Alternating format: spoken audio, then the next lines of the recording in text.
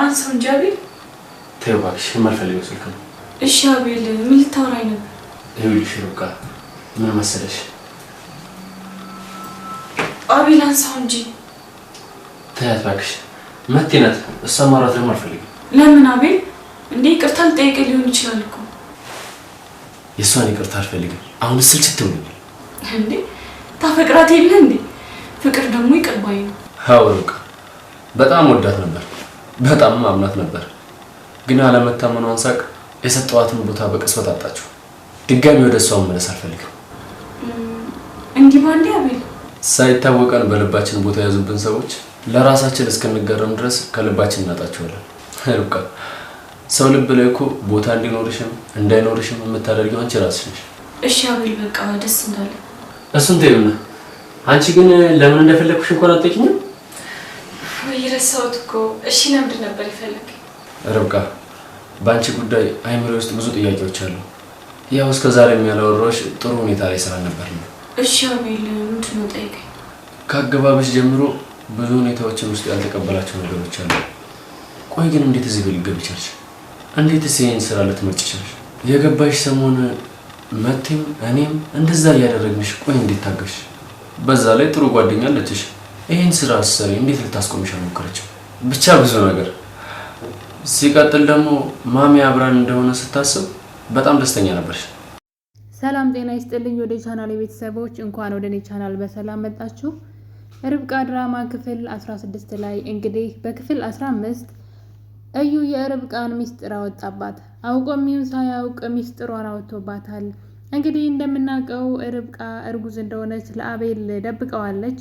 ምክንያቱም ደግሞ እርግዝናዬ ምናልባት እናቱን ያስደስታታን ብላ ስላሰበች የአቤል እናት ርብቃ እርጉዝ ሳትሆን አጥብቃ እርጉዝ ናት እያለች ገና ለገና ስላቅለሽልሻት ብቻ ልጅቷ ጨጓራና ሟት ነበር እንደዛ ስትሆን የነበረው። የአቤል እናት ግን ይሄ ነገር እርግዝና ነው፣ ስለዚህ ልጅ ሊመጣ ነው እያለች በጣም ብዙ ነገሮችን ቤት ውስጥ እያደረገች ትገኛለች። ስለዚህ ይህን ጉጉቷን ርብቃ ስላየች ለምን አላረግዝም አጋጣሚውን ተጠቅሜ በማለት ማለት ነው ርብቃ ሆዬ መድኃኒቱን እንድትወስድ አቤል ቢሰጣትም እሷ ግን እሱን ወደ ጎን በማድረግ ልጇን ማርገዝን ፈልጋለች። እና በጣም የተቀደሰ ሀሳብ ነው ይሄ ማለት ነው። ምክንያቱም ከአብራ ከተኛችሁ የሚበልጥ መጥፎ ነገር የለም። ወደው አብራው ከተኛች ልጅ ይመጣን፣ ያን ነገር ደግሞ አሜን ብሎ መቀበል በጣም መታደልና መመረጥ ነውና ርብቃ ያደረገችው ነገር በጣም ደስ የሚል ነገር ነው። የፈለገ አቤል እንኳን ባይፈልግ ራሱ ልጅ ከመጣ በቃ መቀበሏ፣ ልጇን ምንም አለማድረጓ በጣም አድናቂዋ ነን እኛ ማለት ነው። እና እንግዲህ በዛ የተነሳ ርብቃ መድኃኒቱን ሳትወስድ ስለቀረች እርግዝናው ቀጥሏል። የእናትየዋን ጉጉትም ስላየች በጣም ደስተኛ ነበረች። የእናትየዋን ምኞትም ስላሳካች በጣም ደስ ብሏት ነበረ በአጋጣሚውና ይህን ነገር ግን ለአቤል አልተናገረችም፣ ሚስጥር አድርጋ ይዛለች። ስለ ወደፊቱ ፈጣሪ ያውቃል። እንግዲህ ምናልባትም አቤል ሀሳቡን ሊቀይር ይችላል፣ ሊወደኝ ይችላል። ምናልባትም ይህን መድኃኒት በወስደውና ያኔ ምናልባት ቆይቶ ሲወደ ሊቆጨው ይችላል ብላ ስላሰበችም ነውና የሆነ ነገር ይፈጠራል፣ ሁሉም ነገር በነበረበት አይቀጥልም በማለት ርብቃ መድኃኒቱን ሳትወስድ ቀረች። እና እንግዲህ በዚህ መሀል እያሉ ነበረ ለእዩ ግን ይህን ሚስጥር ትነግረዋለች። ምክንያቱም እዩ ምንም አይነት ሚስጥር እንዳንደባበቅ እኔም እነግርሻለሁ አንቺም ንገሬ ብሎ በደካማ ጎኗ ስለገባ ለሪች ለጓደኛዋ ከምንነግራትና ከምታምናት በላይ እንደውም እዩን ታምነዋለች ይመስለኛል። ውስጧ እንግዲህ እዩ ወንድሟ እንደሆነ የነገራት ይመስለኛል። አንዳንድ ጊዜ እንደዚህ ነው፣ በቃ ሳናውቀው ቤተሰቦቻችን የሆኑ ሰዎች ራሱ ውስጣችን ያለው ዝምድናው ራሱ የሚስብ ይመስለኛል። እና ርብቃ እዩን በጣም ነው የምትወደው። በነገራችን ላይ ታምነዋለች ብቻም ሳይሆን በጣም ትወደዋለች። እና ያለ ነገር ያልወደደችውም ለካ የገዛ ወንድሟ ስለሆነ ነው። እና እንግዲህ በዚህ መሀል ለእዩ ያለውን ነገር ሁሉ ታስረዳዋለች። እሱን መድኃኒቱን እንኳንም አልወሰድሽ ጎበዝ፣ ጥሩ አድርገሻል ይላታል። እና በጣም ደስተኛ ነበረች። ከኔና ከአንተ ውጪ ሚስጥር የሚያውቅ የለም ብላ ነግረው ነበረ። እዩ ሚስጥርሽ ሚስጥሬ ነው ደብቃለሁ፣ ግን ምንም አይነት ሚስጥር እንዳትደብቅኝ፣ እዚህ ቤት የሚደረገውን ነገር ሁሉ ማወቅ እፈልጋለሁ። እኔም ደግሞ ስለ እኔ እነግርሻለሁ፣ እኔና አንቺ ሚስጥረኛሞች ነን ብሎ ቃል አስገብቷት ነበረ። እሷም ለዛ ነው ያንን ነገር የነገረችው፣ መቼም እሱ ይረዳኛል ብላ። ነገር ግን እዩ ጊዜ ጠብቆ እንግዲህ ካፉ አምልጦት ይሆን አስቦበት ይሆን አላውቅም። ምናልባት ርብቃና አቤል እንዲጣሉ ስለፈለገ ይሆን። ምክንያቱም ደግሞ መቲ ደጋግማ አቤል ጋር ስልክ እየደወለች ነው። ምክንያቱም ደግሞ አቤልን ይቅርታ መጠየቅ ትፈልጋለች። እዩ ያን ነገር የማታሳኪልኝ ከሆነ አልፈልግሽም ስላላት በቃ ችግር የለውም ከዚህ በኋላ አቤልን ደውዬ ይቅርታ ጠይቄው ወደ ቀድሞ ሁኔታችን እንድንመለስ አድርጋለሁ ብለው ነበረ። እናም ይሄንን ቶሎ በፍጥነት አድርጊ ብሏታል። ስለዚህ ቤት ውስጥ ከርብቃ ጋር ያላቸውን ነገር ምናልባት ምክንያቱም አሁን ላይ አቤልና ርብቃ በጣም ነው የተዋደዱት። በነገራችን ላይ አቤል ርብቃን በጣም ይወዳታል፣ አይገልጸውም። ምናልባት ላይናገር ይችላል አውጥቶ እንጂ እያንዳንዱ ተግባሩን ካያችሁት ርብቃን በጣም ነው የሚወዳት። እድሜ ለእናቱ እንግዲህ መጀመሪያ ላይ አይንሽና ላፈር ብሎ እንግዲህ ሊገላት ሁሉ ደርሶ ነበር አይደለ? ገፍትሯት ከጠረጴዛ ከጀርባ መቷት እኮ በጣም ታማ ልትሞት ነበር። እንግዲህ በጣም ብዙ ነገር አድርጓታል። በጥፊ መቷት፣ በአፍንጫዋ ደም ሲፈስ ነበርና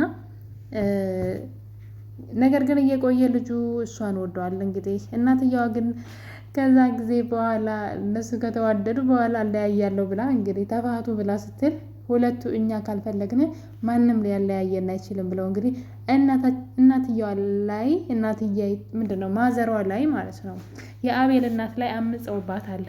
ፍቅር እንግዲህ እንደዚህ ነው። እውነት ለመናገር ከሆነ ከእናንተ ከመጣ ማለት ነው ማንም ሰው አያስቆማችሁም። የእናንተ ፍላጎት ከሌለበት ነው ሰዎች በቀላሉ ግንኙነታችሁን ሊያፈርሱት የሚችሉት። የአቤል እናት ያኔ በግድም ቢሆን ብታፈራረማቸውም ነገር ግን አሁን ላይ ሁለቱ እኛ ከተዋደድን ማንም ሰው እኛንም ማለያየት አይችልም። ስለዚህ አንቺ እንድንለያይ ትፈልጊያለሽ ብሎ ሲጠይቃት ርብቃ ከዚህ መሄድና ከሱ መለየት እንደማትፈልግ ነግረዋለች። አቤልን በዚህ በጣም ደስተኛ እንደሆነ ስለዚህ እኛ ከተዋደድን እኛ ካልፈለግን ማንም ሰው ሊለየን አይችልም ብሎ እንግዲህ እንግጩን ለርብቃ ነግሯታል። እሱ ብቻ ሳይሆን በቃ ካጠገቧ እንኳን ለሰከንድ ዘወር ማለት አይችልም። ከተኛች ከስሯ ቁጭ ነው የሚለው። ከእሱ አጠገብ ከሰው ጋር ስታወራ በጣም ካያት ወደ ውስጥ እንግባ ነው የሚለው። ቅናቱ ራሱ አንጨርጭሮ ሊገለው ነው። እንግዲህ በእዩ ራሱ ይቀናል። እዩ እሷ እንዲያወራትና ከእሷ ጋር እንዲቃልሉ አይፈልግም። ቶሎ ብሎ ወደ መኝታ ቤት ነው ይዟት የሚሄደው። በጣም ይገርማልና እንግዲህ ፍቅር ሲጀማምር እንደዚህ ነው የሚያደርገውና ርብቃ ለጊዜውም ቢሆን ስለተሳካልሽ ደስ ብሎናል። ነገር ግን ይሄ ነገር የሚዘልቅ አይመስለኝም። ምክንያቱም ደግሞ እዩ ርብቃና አቤል እንዲጣሉ የፈለገ ይመስለኛል። ምክንያቱም ከመቲ ጋር አብረው እንዲሆኑ መቲ ይቅርታ ጠይቃው ወደ ቤት እንድትመለስና እዛ ቤት እንድትገባ በድጋሚ ይፈልጋል እዩ። ለዛው ለወረቀቱ ተብሎ ማለት ነውና ያንን ለማድረግ ፈልጎ ይሆናል አቅም በደስታ ካሉበት ደስ የሚል ሁኔታ ውስጥ ካሉበት መሀል ነበረ እዩ እንግዲህ ከቤት ሊወጣ ነው ከምራቴ ጋራ። ምራቴ ልጇን ማየት ትፈልጋለች ብሎ ሁሉንም ክው ነበር ያደረጋቸው። ሁሉንም ማለት አቤል ራሱ እርግጠኛ ነኝ ሌላ ልጅ ያላት ምናምን ነው የመሰለው። ርብቃ ህፃን ልጅ ትታ የመጣች ምናምን ነው የመሰለው እና እሱን ነው ቶሎ ብሎ ያሰበውና የእዩ ሆን ብሎ ነው ወይስ ምን አስቦ ነው? በጣም ይገርማል። ግን ምናልባት ቀን ጠብቆ እየተበቀላት ይሆን የሰበሰበውን ምስጢሯን ማለት ነው።